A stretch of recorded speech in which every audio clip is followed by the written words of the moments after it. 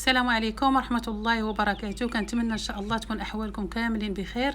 اليوم ان شاء الله غنقترح لكم هذا الكيك اللي كتسمى كرامبيري كيك، اللي هي كيك امريكيه. كيديروها هنايا خاصه في هذه الفتره هذه ديال الاعياد ديال السنه الميلاديه. وصراحه جربتها وعجبتني بزاف، وقلت نقترحها عليكم حتى نتوما تجربوها.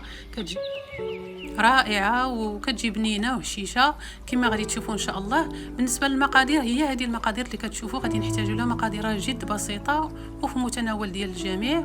كتبقى غير الطريقه ان شاء الله غادي نشارك معكم كيفاش تجيكم ناجحه، وغادي تعجبكم ان شاء الله بهذاك المذاق ديال الفواكه. واليوم ما غاديش نتكلموا على الصحي، غادي نتكلموا فقط على البنه والمذاق والمنظر ديال الكيك. ما فيها باس بحال هكا مره نديروا شي كيك اللي كتعجبنا هكا وتعجب وليداتنا. ودابا ان شاء الله غادي ننتقلوا للطريقه باش نوريكم كيفاش كنوجدوا هذا الكيك.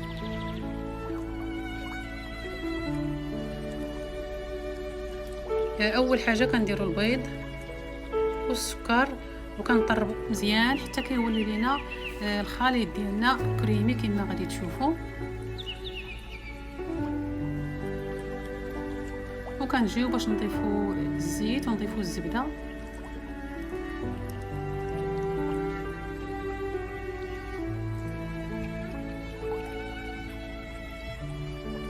وغادي نستمروا كما كتشوفوا، غادي نطربوا ثاني مزيان حتى تنسجم العناصر. وغادي نضيفوا هنايا اللبن، عندنا اللبن اللي ممكن تعوضوه بالحليب. عندنا الفانيلا السائله، الا ما توفراتش ممكن ديروا واحد الساشي ديال الفاني. وغادي نطربوا مزيان. هاد المواد سائله وغادي نخليوها جانبا ونمشيو نخلطوا المكونات الجافه اللي هي الطحين، دقيق ديال الفورس،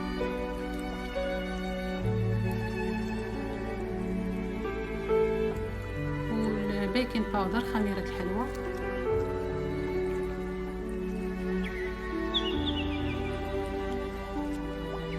وهنايا عندنا نص معلقه صغيره ديال الملح، قبصه ديال الملح. غادي نخلطوا هاد العناصر مزيان وغادي نبداو نضيفوا فيها تدريجيا على هذيك المكونات السائله بالتدريج.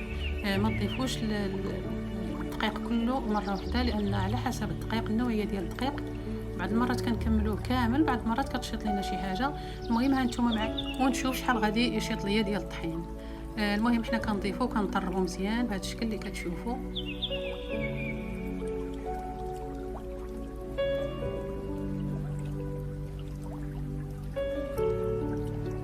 حتى كتولي عندنا هذا الخليط بهذا لا تكستور اللي كتشوفوا، كتجي خفيفه كما كتشوفوا.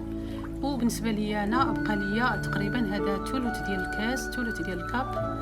وغادي نمشي هنايا باش نحك القشور ديال البرتقاله ليمونه، وغادي نضيفها حتى هي على الخليط. كتخلي واحد النسمه هائله. غادي نخلطها مزيان.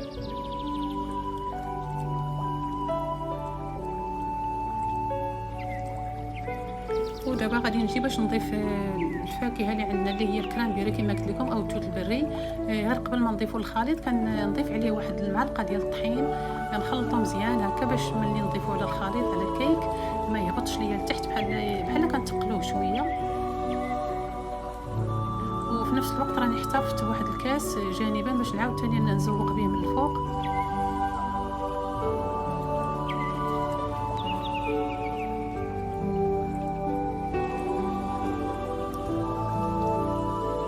صافي غادي نخلط مزيان وغادي نمشي باش نسخن الفران على درجه حراره 350 اللي هي 180 درجه. وغادي نستعمل هذا المول هذا كما كتشوفوا، دهنته مزيان بالزبده، ممكن تدهنوه بالزيت ورشيتوه بالطحين. وغادي نحط فيه هذاك الخليط ديالنا، غادي نوزعو مزيان ونحاول نقاده شويه هكا من الفوق. ونضيف هذاك الكاس اللي قلت لكم اللي احتفظت به جانبا باش هكا نوزعو على الكيك كامله.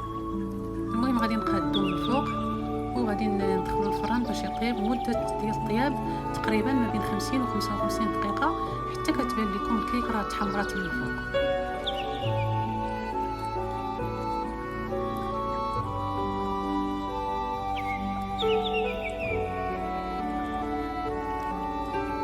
انا خدات ليا 55 دقيقه وهي دابا راه تحمرات كما كتشوفوا. شوفوا المنظر كيفاش كيجي رائعه. كنحطها كتبرد واحد شويه وكنجي باش نقلبها في هاد الشبكه هادي وكنخليها كتبرد مزيان. عاد ديك الساعات غادي نشوفوا ان شاء الله التزيين.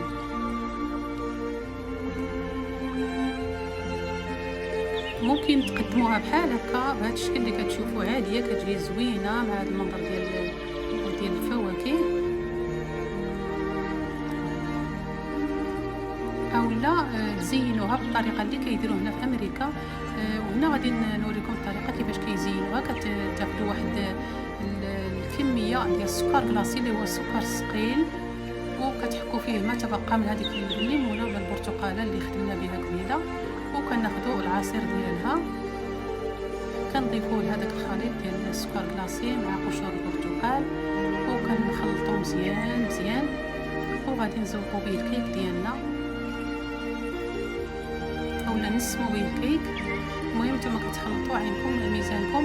الا بغيتو داك اللون يجي ابيض كما كيقدموها هما غادي تزيدوا السكر كلاصي، ولكن انا بالنسبه لي هذا السكر كان كافي، خاصه وهي الكيك راه اصلا حلوه.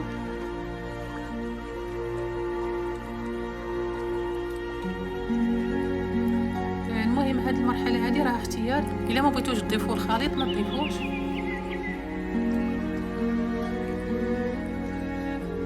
المهم غير باش يعطيها واحد المنظر هادشي اللي داير.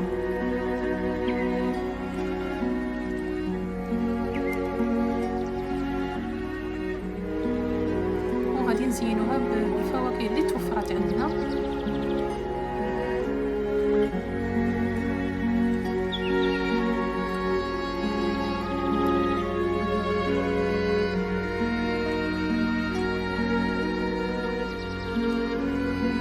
ممكن تضيفوا الفواكه، ممكن كما قلت لكم تخليوها غير هكاك الا ما توفروش الفواكه.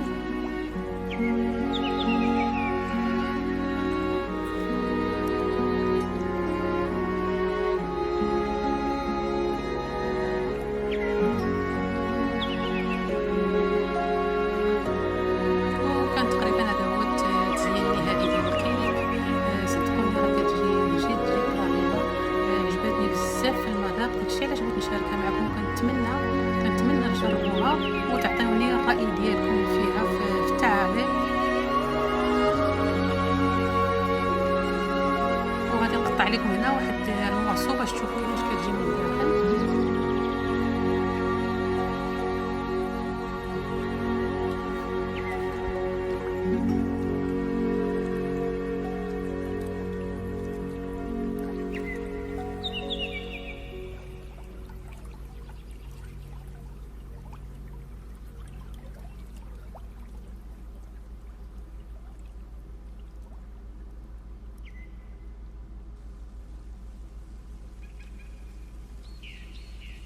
صراحة كتجي رائعة، لا في المنظر ولا في المذاق.